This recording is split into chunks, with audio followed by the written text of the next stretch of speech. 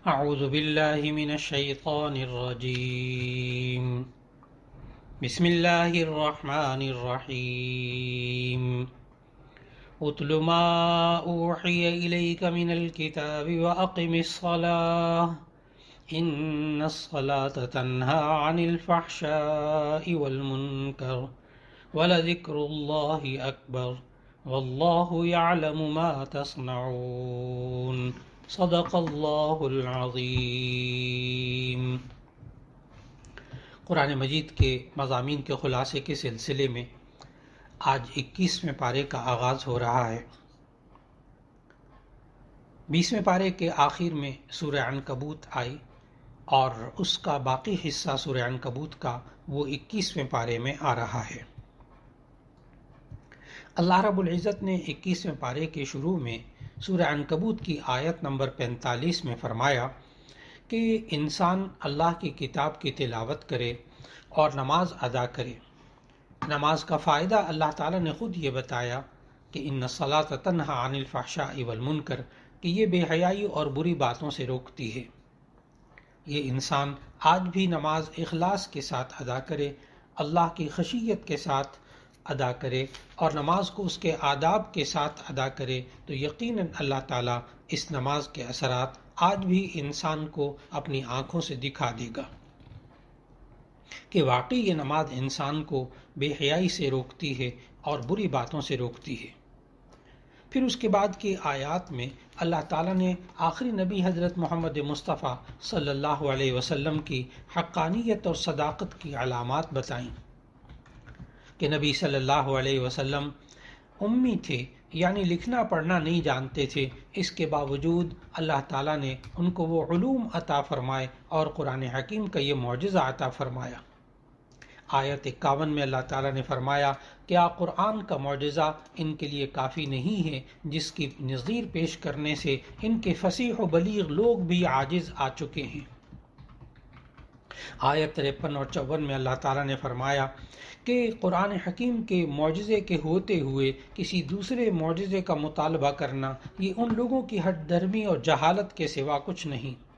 ان کی جہالت بیچاروں کا تو یہ حال ہے کہ بسا اوقات وہ خود عذاب کا مطالبہ کرنے لگ جاتے ہیں. قرآن حکیم کا معجزہ آج بھی وہی معجزہ ہے کہ جو اللہ تعالیٰ نے اس میں جو جو ہدایات دیں اور جو جو پیشین گوئیاں فرمائیں اور کائنات کے بارے میں جو چیزیں بتائیں، آج بھی انسان اپنی جستجو سے بالآخر وہیں تک پہنچتا ہے جہاں اللہ نے سمجھایا. پھر اللہ تعالیٰ نے آیت نمبر 56 سے آیت نمبر 59 تک متقین کا تذکرہ کیا کہ جو اللہ تعالیٰ کے سے ڈرنے والے لوگ ہوتے ہیں وہ ہجرت بھی کرتے ہیں اور دین کی راہ میں آنے والے مصیبتوں پر صبر بھی کرتے ہیں. یہ لوگ ہجرت کر کے اپنے وطن کو چھوڑ دیتے ہیں اور انہیں ضرور معاشرتی مشکلات کا سامنا کرنا ہوتا ہے، لیکن جو اللہ کمزور جانداروں کو رزق دیتا ہے وہی اللہ انہیں بھی رزق دیتا ہے. لہذا ہجرت کی صورت میں انسان کو فقر سے نہیں ڈرنا چاہیے.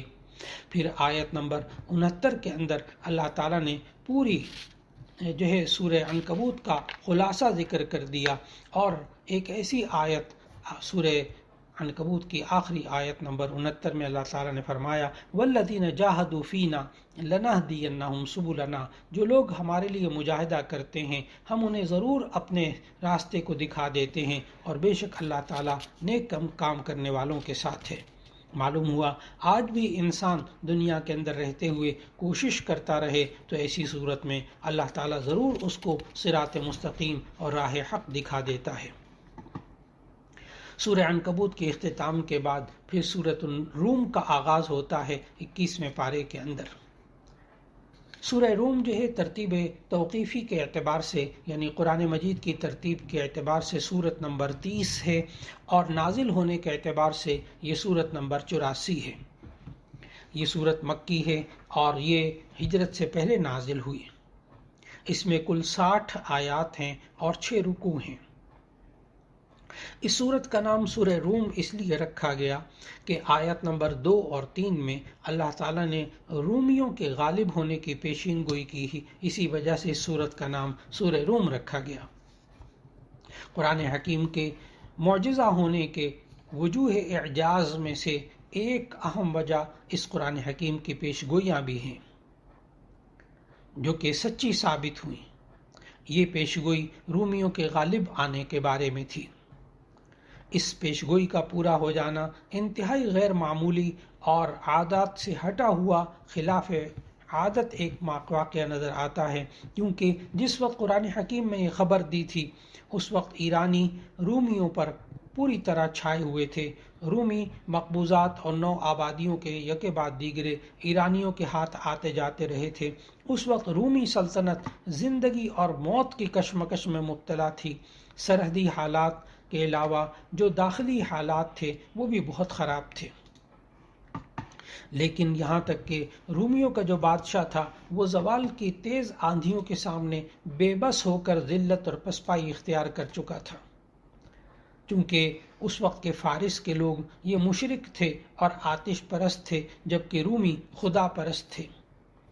اس لیے مشرکین مکہ اپنے ہم مذہب کے غلبے کی خبریں سن کر خوش ہوتے رہتے تھے۔ ان مخدوش حالات میں قرآن حکیم نے پیشگوئی کی کہ 9 سال کے اندر اندر رومی ایران پر غالب آ جائیں گے۔ یقیناً مشرکین نے قرآن کے اس اعلان کا خوب مذاق اڑایا ہوگا، لیکن ہوا بالکل یہ کہ دنیا نے دیکھا کہ ٹھیک 9 سال کے اندر اندر قرآن حکیم کی عظیم الشان پیشگوئی پوری ہوئی، اور رومیوں نے فارسیوں کو، ان کے جاہ جلال کو اپنے پیروں تلے رون ڈالا اور فارس کی سلطنت کے دل میں رومی جھنڈا نصب کر دیا۔ اس طرح سورہ روم کے اندر جو پیشگوئی آئی تھی اللہ تعالیٰ نے اس کو پورا کر دیا۔ سورہ روم کے اس معرکے میں اللہ تعالیٰ نے بتایا کہ اللہ تعالیٰ کے اس دنیا کے اندر 2 جماعتیں بن جاتی ہیں، ایک رحمان کی جماعت جسے حزب الرحمان کہا جاتا ہے، اور ایک شیطان کی جماعت جسے حزب الشیطان کہا جاتا ہے۔ ان دونوں جماعتوں کے اندر ہمیشہ سے ایک کفر اور ایمان اور حق اور باطل کی جنگ جاری ہے۔ جب تک فیصلے کا دن نہیں آ جاتا اس وقت تک حق اور باطل کی یہ جنگ چلتی رہے گی، لیکن اللہ تعالیٰ نے ان آیات میں سمجھایا جس وقت قیامت برپا ہوگی یہ دونوں گروہ الگ الگ ہو جائیں گے۔ اہل ایمان کے گروہ کو جنت میں جگہ دی جائے گی اور کافروں کو گروہ کو عذاب میں ڈالا جائے گا۔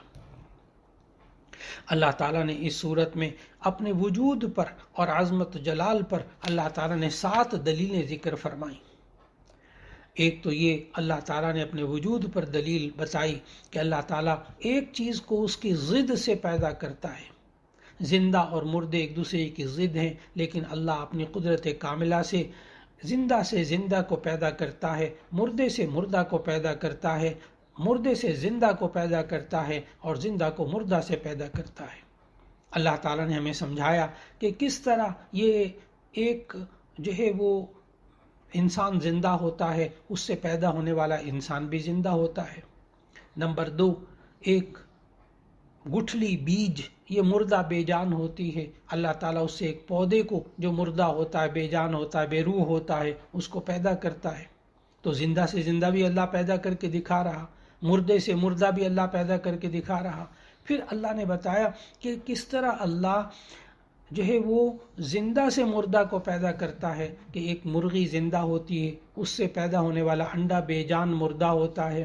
پھر چوتھا طریقہ اللہ نے سمجھایا کہ یہ مردے سے اللہ زندہ کرتا ہے، جیسے کہ انڈا بے جان ہوتا ہے، بے روح مردہ ہوتا ہے، لیکن اس سے پیدا ہونے والا چوزا زندہ ہوتا ہے۔ پھر اللہ نے اگلی آیات میں سمجھایا، آیت نمبر 20 میں، کہ انسان کو اللہ تعالیٰ نے بے جان مٹی سے پیدا کیا ہے۔ حضرت آدم علیہ السلام مٹی سے پیدا کیے گئے۔ انسان کی جو ضروریات ہوتی ہیں غذائی اور جسمانی، وہ بھی اللہ مٹی ہی سے پیدا کرتا ہے۔ پھر اللہ تعالیٰ نے ہمیں سمجھایا آیت نمبر 22 اور 23 کے اندر، آیت نمبر 22 میں سمجھایا کہ کس طرح اللہ تعالیٰ میاں بیوی کا جوڑا بناتا ہے، اور انسان آپس میں تعارف بھی نہیں ہوتا اور ایک دوسرے سے ملتے ہیں۔ اللہ نے پھر اسی طرح انسانوں کو زمین کے اندر پھیلایا۔ آسمان و زمین میں جو کچھ ہے اللہ ہی نے پیدا کیا ہے۔ انسانوں کی مختلف زبانوں کو اللہ نے پیدا کیا ہے، رنگوں کو مختلف اللہ نے پیدا کیا ہے۔ پھر آیت نمبر 23 میں اللہ تعالیٰ نے سمجھایا وہی اللہ ہے جو رات اور دن میں نیند کے ذریعے انسان کو سکون عطا کرتا ہے۔ انسان دن کے اندر اپنے مشاغل میں مصروف رہتا ہے اور رات کو یہ انسان نیند میں مبتلا ہو کر اپنے بدن کو سکون پہنچاتا ہے۔ پھر اللہ تعالیٰ نے آیت نمبر 24 میں فرمایا کہ جس دل میں اللہ کا خوف پیدا ہوتا ہے اور امید ہوتی ہے، اللہ اس پر رحمت نازل فرماتا ہے۔ جس طرح کہ بارش برستی ہے تو مردہ زمین بھی زندہ ہو جاتی ہے۔ پھر اللہ تعالیٰ نے زمین و آسمان کا جو نظام ہے وہ سمجھاتے ہوئے فرمایا کہ آسمان کی جو چھت ہے وہ کسی ستون کے بغیر کھڑی ہے اور اس کے مدار کے اندر ستارے دوڑ رہے ہیں، ہر ایک اللہ کے حکم سے چل رہا ہے۔ اسی طرح اللہ نے ان آیات میں سمجھایا کہ زمین مسلسل حرکت کر رہی ہے، اس کے اوپر بسنے والے انسانوں کو اس کا احساس بھی نہیں ہوتا۔ پھر اللہ تعالیٰ نے آیت نمبر 47 میں سمجھایا کہ یہ صورت ہمیں بتا رہی ہے کہ ہر زمانے میں اللہ کا یہ دستور رہا ہے کہ وہ حق کو باطل پر غلبہ عطا کر کے رہتا ہے۔ پھر اس کے بعد کی آیات میں اللہ تعالیٰ نے سمجھایا کہ اگر اہل حق مغلوب ہوں تو انہیں محاسبہ کرنا چاہیے کہ کہیں ایسا تو نہیں کہ انہوں نے باطل کے طور طریقوں کو اپنا لیا ہو، اور کہیں ایسا تو نہیں کہ باطل پرستوں نے حق کے بعد اصول اختیار کر لیے ہوں۔ اور پھر اس کے بعد اللہ تعالیٰ نے آیت نمبر 58 میں بتایا کہ سورت کے اختتام میں کفار مکہ کا ذکر کیا کہ جو ان کو اللہ نے مردوں کی طرح مشابہت دی ہے، کہ یہ تو مردوں کی طرح ہے، نہ تو اللہ کی آیات کو سنتے ہیں، نہ دیکھتے ہیں، نہ ان میں غور و فکر کرتے ہیں، نہ اس کے اثر کو قبول کرتے ہیں۔ پھر اللہ نے سمجھایا کہ ہم نے لوگوں کو سمجھانے کے لیے اس قرآن میں ہر طرح کی مثالیں بیان کر دی ہیں، اگر تم ان کے سامنے کوئی نشانی پیش کرو گے تو یہ آگے سے کہہ دیں گے، تمہیں جھٹلائیں گے، لیکن تم ان کے جھٹلانے کی فکر نہ کرو، حق بات وہی ہے جو اللہ نے کہہ دی ہے۔ اسی کے ساتھ سورہ عنکبوت کا اختتام ہو رہا ہے اور اس سورہ روم کا اختتام ہو رہا ہے، اور اس کے بعد 21ویں پارے میں سورہ لقمان کا آغاز ہوا۔ سورہ لقمان یہ ترتیب توقیفی کے اعتبار سے سورت نمبر 31 ہے، اور ترتیب نزولی کے اعتبار سے یہ سورت نمبر 57 ہے۔ یہ سورہ لقمان مکی سورت ہے، ہجرت سے پہلے نازل ہوئی۔ اس میں کل آیات 34 ہیں اور 4 رکوع ہیں۔ اس سورت کا نام سورہ لقمان اس لیے رکھا گیا کہ اللہ تعالیٰ نے آیت نمبر 12 کے اندر لقمان کا ذکر کیا کہ حضرت لقمان کو اللہ تعالیٰ نے حکمت اور دانائی عطا فرمائی تھی، اس لیے اس سورت کا نام سورہ لقمان رکھا گیا۔ اس سورت کی ابتدا میں نبی صلی اللہ علیہ وسلم کے معجزے یعنی قرآن کی عظمت کو بیان کیا، اور پھر اس کے بعد اللہ تعالیٰ نے بتایا کہ اللہ تعالیٰ نے انسانوں کو 2 گروہ میں تقسیم کیا ہوا ہے۔ ایک مومنین کا گروہ ہے جو ہر صحیفے کو اور ہر ہدایت کو اور قرآن کی ہر بات کی تصدیق کرتے ہیں۔ دوسرا فریق کافروں کا ہے، انکار کرنے والوں کا ہے، جو کہ اللہ کا انکار کرتے ہیں، اس کی آیات کو سن کر تکبر کی بنا پر منہ موڑ لیتے ہیں، گویا کہ انہوں نے سنا ہی نہیں۔ پھر اس کے بعد کی آیات میں سورہ لقمان میں اللہ تعالیٰ نے اپنی قدرت اور وحدانیت کے 4 دلائل کو ذکر کیا۔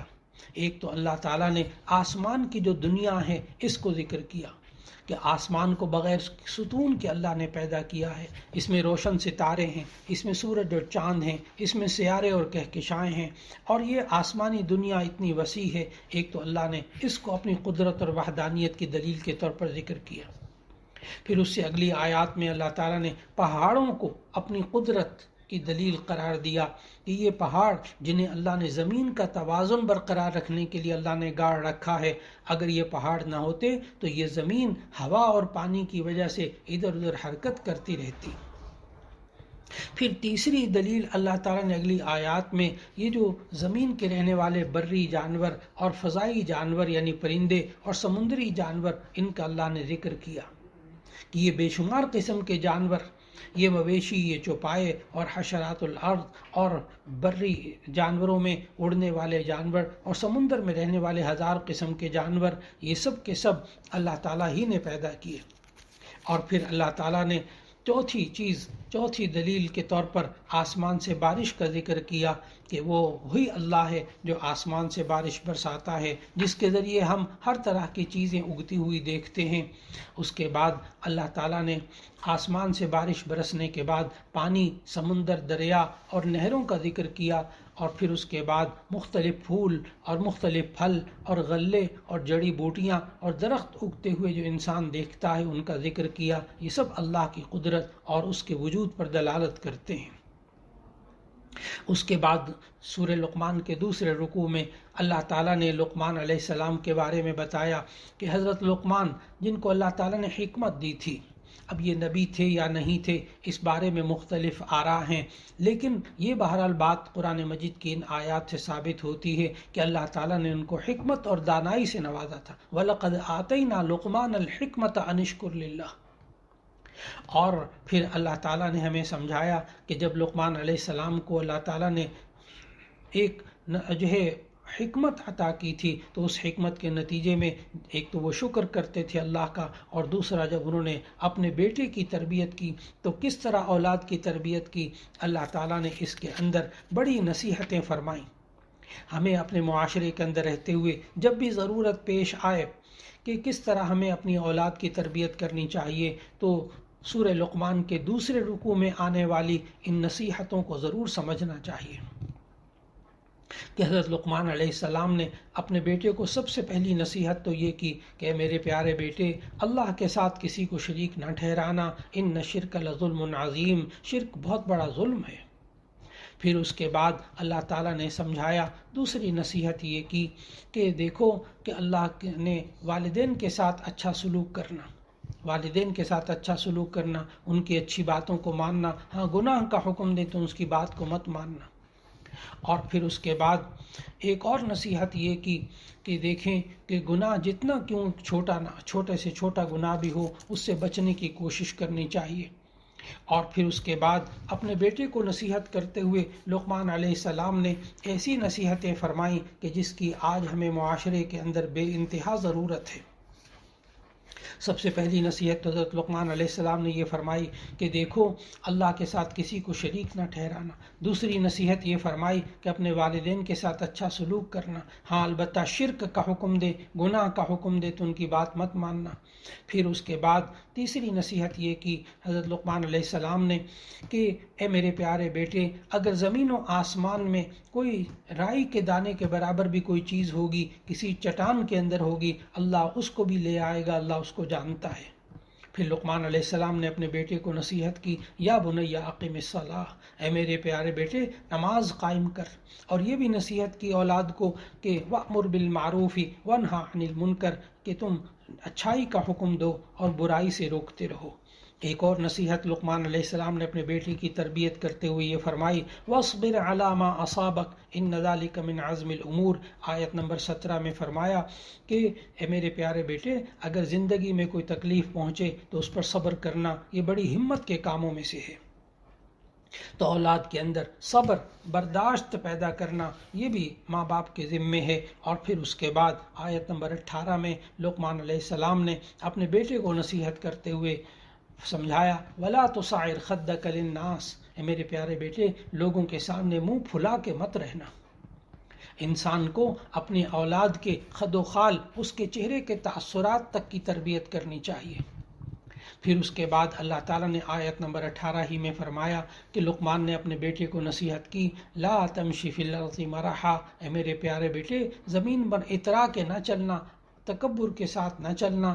کیوں؟ ان اللہ لا يحب كل مختال فخور، اللہ تعالیٰ اترانے والے کو، تکبر کرنے والے کو پسند نہیں کرتا.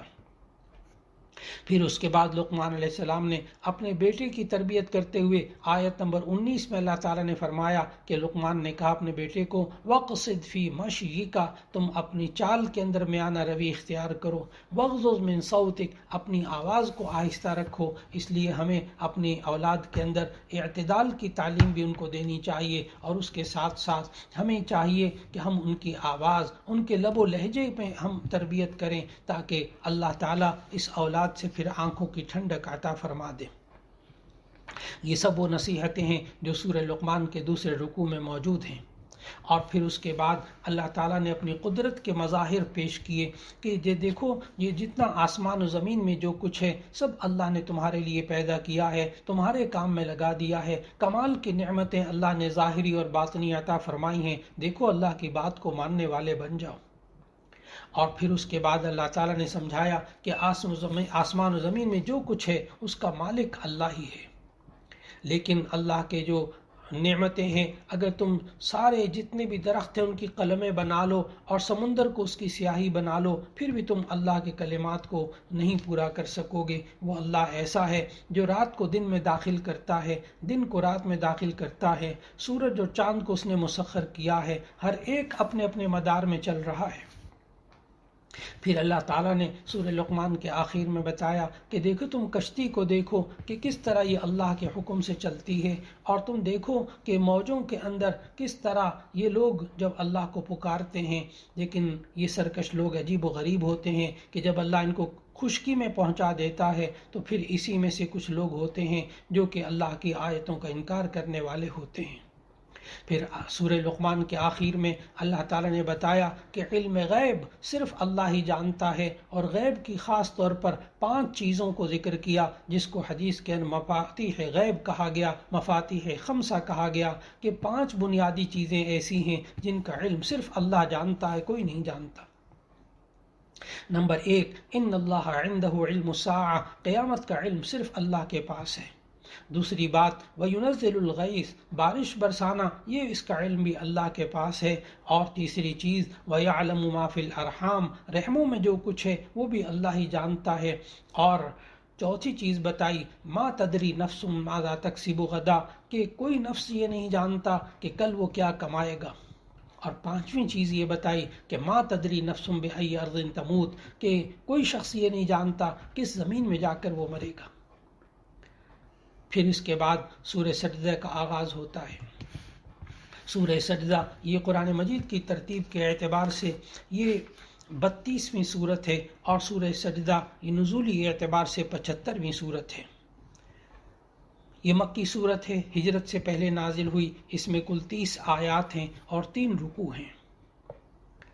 اس صورت کا نام سورہ سجدہ اس لیے رکھا گیا کہ اس کی آیت نمبر 15 میں اللہ تعالیٰ نے ایمان والوں کی تعریف کرتے ہوئے فرمایا کہ جب انہیں نصیحت کی جاتی ہے تو یہ سجدے میں گر پڑتے ہیں، اسی لیے اس صورت کا نام سورہ سجدہ رکھا گیا۔ صورت کی ابتدا میں اللہ تعالیٰ نے قرآن کی حقانیت کا بیان کیا، اس کے روشن دلائل کا ذکر کیا، اور فرمایا کہ یہ انسان کے کلام سے بالکل الگ تھلگ کلام ہے۔ اور نبی صلی اللہ علیہ وسلم پر یہ جو کفار تہمت لگاتے تھے کہ آپ نے یہ کلام خود گھڑ لیا ہے، اللہ نے کہا کہ یہ انسانی کلام ہی نہیں ہے۔ پھر دوسرے نمبر پر اللہ نے قدرت کے دلائل، اپنی قدرت کے دلائل ذکر کیے، آسمان و زمین کے پیدا کرنے کا ذکر کیا، اور بتایا ہر کام کی تدبیر بھی اللہ ہی کرتا ہے۔ وہ پانی کے ایک حقیر قطرے سے انسان کو پیدا کرتا ہے، یہ اللہ کی قدرت کے دلائل ہیں۔ پھر اللہ نے تخلیق کے مختلف مراحل یہاں ذکر کیے کہ کس طرح مٹی سے پانی، اور پھر نطفے سے لوتھڑا، اور پھر لوتھڑے سے بوٹی، اور بوٹی سے ہڈی تک کے مراحل طے کیے، پھر کیسے انتہائی پرکشش صورت میں اور متناسب قد و قامت والا انسان بن گیا۔ پھر اللہ تعالیٰ نے مجرموں کا ذکر کیا، مؤمنین کا ذکر کیا، کہ یہ صورت مجرموں اور مومنوں دونوں کے حالات بتاتی ہے کہ مجرم قیامت کے دن سر جھکائے کھڑے ہوں گے، ان پر ذلت چھائی ہوگی، وہ آرزو کریں گے کہ کاش ہمیں دنیا میں لوٹا دیا جائے تو ہم نیک اعمال کریں۔ پھر دوسری طرف اللہ تعالیٰ نے ایمان والوں کی حالت بتائی کہ ایمان والے کیسے ہوتے ہیں۔ ایمان والے وہ ہوتے ہیں جو دنیا میں اللہ کے سامنے جھکے رہتے ہیں، راتوں کو ان کے پہلو بستر سے جدا رہتے ہیں، وہ اللہ کے عذاب سے ڈرتے ہیں لیکن اللہ کی رحمت کی امید بھی رکھتے ہیں۔ پھر اللہ نے جو ان کو مال دیا ہے اس میں سے وہ خرچ بھی کرتے ہیں۔ پھر اللہ تعالیٰ نے سورہ سجدہ کی آیت نمبر 12 سے آیت نمبر 17 تک سمجھایا کہ کوئی نفس یہ نہیں جانتا کہ ان کے لیے آخرت کی ٹھنڈک کیسے چھپا کر رکھی گئی ہے، یہ ان اعمال کا صلہ ہے جو وہ کرتے تھے۔ پھر اللہ تعالیٰ نے بتایا کہ ریا اور دکھاوے کے بغیر چھپ چھپ کر جو لوگ اعمال کرتے ہیں، اللہ تعالیٰ نے ان کے لیے بھی ایسی نعمتیں چھپا رکھی ہیں جو ان کے خیال وہم و گمان میں بھی نہیں ہوں گی۔ پھر اس کے بعد اللہ تعالیٰ نے جنت کی نعمتوں کی حقیقت بتائی کہ جنت کی نعمتوں کی حقیقت بھی دنیا کو رہتے ہوئے انسان کو سمجھ میں نہیں آ سکتی، لیکن حقیقت کے اعتبار سے ان کے درمیان زمین و آسمان سے بھی زیادہ کہیں فرق موجود ہے۔ پھر صورت کے اختتام پر حضرت موسیٰ علیہ السلام کو تورات دیے جانے کا ذکر کیا اور اس بات پر بھی تنبیہ فرمائی کہ حضرت محمد مصطفیٰ صلی اللہ علیہ وسلم اور حضرت موسیٰ علیہ السلام کی رسالت میں مشابہت پائی جاتی ہے کہ کس طرح جتنے بھی رسول اللہ نے بھیجے وہ سب توحید، رسالت اور آخرت ان تینوں باتوں پر ہی کاربند رہتے تھے۔ اس کے بعد سورہ احزاب کا آغاز ہوا۔ سورہ احزاب یہ قرآن مجید میں ترتیب کے اعتبار سے 33ویں سورت ہے اور نازل ہونے کے اعتبار سے یہ سورت نمبر 90 ہے۔ سورہ احزاب یہ مدنی سورت ہے۔ اس میں کل 73 آیات ہیں اور 9 رکوع ہیں۔ اس سورت کا نام سورہ احزاب اس لیے رکھا کہ احزاب حزب کی جمع ہے۔ حزب کا معنی ہوتا ہے گروہ، لشکر۔ چونکہ اس میں قریش کے مختلف قبائل اور مختلف جماعتوں نے مدینے پر چڑھائی کی تھی، کئی لشکروں نے چڑھائی کی تھی، اس لیے اس سورت کا نام سورہ احزاب رکھا گیا، جس میں کہ غزوہ احزاب کا ذکر ہے۔ اور یہ پوری تفصیل غزوہ احزاب کی آیت نمبر 22 سے آیت نمبر 27 تک آ رہی ہے۔ اس سورت کے اندر اللہ تعالیٰ نے بنیادی طور پر 3 موضوعات پر بحث فرمائی، 3 موضوعات کو ذکر فرمایا۔ ایک تو ہمیں معاشرتی آداب سکھائے، دوسرا شرعی احکامات بتائے، اور تیسرا اللہ تعالیٰ نے بعض غزوات کا بیان کیا، جیسے غزوہ احزاب کا بیان کیا، غزوہ بنی قریظہ کا بیان کیا۔ پھر ان دونوں غزوات میں منافقین کا کردار اور ان کی حالت بتائی۔ پھر اللہ تعالیٰ نے ان آیات کے اندر پہلی جو 2 آیتیں ہیں، اس میں اللہ تعالیٰ نے نبی صلی اللہ علیہ وسلم کے واسطے سے نبی صلی اللہ علیہ وسلم کی امت کو 4 باتوں کا حکم دیا۔ پہلا حکم یہ دیا کہ وہ اللہ سے ڈرتے رہیں۔ دوسرا حکم امت کو یہ دیا کہ یہ کافروں اور منافقوں کی آراء کا اور ان کے خیالات کا اتباع نہ کریں۔ تیسرا امت کو یہ حکم دیا کہ یہ امت وحی الہی کی اتباع کرتے رہیں۔ اور چوتھا حکم یہ دیا کہ اللہ پر اعتماد اور بھروسہ کریں۔ یہاں ذہن میں نہیں رکھنا چاہیے کہ اللہ تعالیٰ نے پورے قرآن مجید میں کہیں بھی نبی صلی اللہ علیہ وسلم کو نام لے کر نہیں پکارا، یہاں بھی یا ایھا النبی کہہ کر خطاب کیا۔ دوسرے انبیاء کو یا آدم، یا موسیٰ، یا عیسیٰ، یا زکریا کہہ کر خطاب کیا ہے۔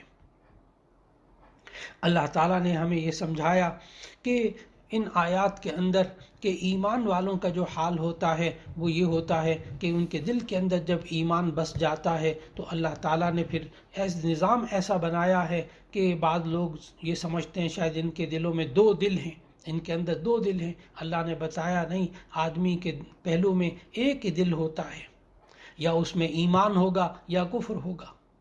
ایک ہی دل میں کفر اور ایمان دونوں جمع نہیں ہو سکتے۔ اور پھر منافقین کی تردید کی، جنہوں نے کفر اور ایمان کے درمیان ایک تیسرا درجہ نفاق کا بھی بنا رکھا تھا۔ پھر اس کے بعد سورہ احزاب کی ان آیات میں اللہ تعالیٰ نے زہار کا ذکر کیا کہ لوگ بسا اوقات اپنے زمانہ جاہلیت میں بھی اپنی بیوی کو اپنے اوپر حرام کرنے کے لیے کہہ دیتے تھے کہ تم میری ماں کی پشت کی طرح ہو، اور پھر اس کے بعد وہ ہمیشہ کے لیے اپنی بیوی کو اپنے اوپر حرام کر لیتے تھے۔ لیکن اللہ تعالیٰ نے قرآن مجید میں سمجھایا کہ اگر تم کفارہ ادا کر دو گے، جسے کفارہ ظہار کہتے ہیں، تو ایسی صورت میں بیوی پھر تمہارے لیے حلال ہو جائے گی۔ اس کے بعد سورہ احزاب میں اللہ تعالیٰ نے منہ بولے بیٹے یعنی متبنہ کا حکم بتایا کہ اسلام سے پہلے بھی منہ بولے بیٹے کو لوگ حقیقی بیٹا جیسا سمجھ لیتے تھے اور اسی نئے باپ کی طرف اس کو منسوب کرتے تھے۔ اللہ تعالیٰ نے ہمیں سورہ احزاب کی ان آیات میں سمجھایا کہ یہ جو متبنہ ہوتا ہے، منہ بولا بیٹا ہوتا ہے، اس کے تصورات کو واضح کر لو۔ جب نبی صلی اللہ علیہ وسلم نے حضرت زید بن حارثہ رضی اللہ تعالیٰ عنہ کو اپنا متبنہ بنایا تو پھر ایسی صورت میں اللہ تعالیٰ نے ان آیات میں سمجھایا کہ لوگ ان کو زید ابن محمد کہنے لگ گئے تھے۔ ایسی صورت میں اللہ تعالیٰ نے ان کو روک دیا کہ حضور اکرم صلی اللہ علیہ وسلم حضرت زید ابن حارثہ رضی اللہ عنہ کے حقیقی والد کا حکم نہیں رکھتے۔ پھر اس کے بعد یہ سمجھایا کہ تمام ازواج مطہرات یہ پوری امت کی روحانی مائیں ہیں، ان کا ادب و احترام واجب ہے، اور نبی صلی اللہ علیہ وسلم کے بعد ان کے ساتھ نکاح کرنا حرام ہے۔ پھر اس کے بعد کی 19 آیات میں اللہ تعالیٰ نے غزوہ احزاب اور غزوہ بنو قریظہ کا ذکر کیا۔ غزوہ احزاب یہ سن 5 ہجری میں شوال کے مہینے میں ہوا، جب مشرکین کے 10 یا 15 ہزار جنگجوؤں نے مدینے کا محاصرہ کر لیا۔ یہ جنگجو مختلف قبائل سے تعلق رکھتے تھے، کچھ یہود بنو نذیر کے بھی تھے، یہود بنو قریظہ کے بھی تھے، جن کے ساتھ مسلمانوں کا صلح اور ایک دوسرے کے دشمن کے ساتھ تعاون نہ کرنے کا معاہدہ تھا۔ مدینہ کے ان قبائل نے اس معاہدے کی کھلم کھلا خلاف ورزی کی اور ابو سفیان کے ساتھ تعاون نہیں کیا۔ مسلمان صرف 3000 تھے، انہوں نے ابو سفیان کے ساتھ تعاون کیا، مسلمانوں کے ساتھ تعاون نہ کیا۔ مسلمان صرف 3000 تھے، اور حضرت سلمان فارسی رضی اللہ تعالی عنہ کی رائے پر عمل کرتے ہوئے مدینہ کے شمال مغرب میں جہاں سے دشمن کے حملہ آور ہونے کا خطرہ تھا، ایک خندق کھودی گئی، اس لیے غزوہ احزاب کو غزوہ خندق بھی کہتے ہیں۔ غزوہ احزاب اس لیے کہتے ہیں کہ جس لشکر نے مدینے پہ چڑھائی کی تھی اس میں مختلف جماعتیں اور مختلف قبیلے تھے۔ ان جنگجوؤں نے تقریباً 1 ماہ تک مدینہ منورہ کا محاصرہ کیے رکھا۔ پھر ایسا ہوا کہ اللہ تعالیٰ کی طرف سے انہی دنوں طوفانی آندھی آئی، جس سے ان کے خیمے اکھڑ گئے، جانور بدک گئے، ان دشمنوں کے حوصلے پست ہو گئے۔ پھر اس کے بعد غزوہ بنو قریظہ کا ذکر کیا کہ ابو سفیان اور ان کے حمایتیوں کے چلے جانے کے بعد مسلمانوں نے بنی قریظہ کا محاصرہ کر لیا اور ان کی ان عہد شکنی کی عبرتناک سزا دی۔ اور اللہ تعالیٰ نے ان آیات میں مسلمانوں کو مزید بشارتوں کا خبر دیا، مزید فتوحات کے بارے میں خبر دی، اور پھر اسی کے ساتھ ساتھ اللہ تعالیٰ نے 21ویں پارے کے آخر میں بتایا کہ یہ انسان بظاہر حالات مختلف ہوں، لیکن جب اللہ تعالیٰ انسان کی مدد کرتا ہے تو غلبہ یقینی طور پر حاصل ہوتا ہے۔ اس لیے اللہ تعالیٰ نے انسان کو اللہ پر پختہ ایمان رکھنے اور اللہ ہی کے حکم کے مطابق زندگی گزارنے کا حکم دیا۔ اسی کے ساتھ 21ویں پارے کا اختتام ہو رہا ہے۔ اللہ رب العزت ہمیں اس قرآن مجید کی خوب تلاوت کرنے کی توفیق عطا فرمائے، اس کو سمجھنے، اس کے مطابق عمل کرنے اور اس پیغام کو لوگوں تک پہنچانے کی توفیق عطا فرمائے۔ وآخر دعوانا ان الحمد للہ رب العالمین۔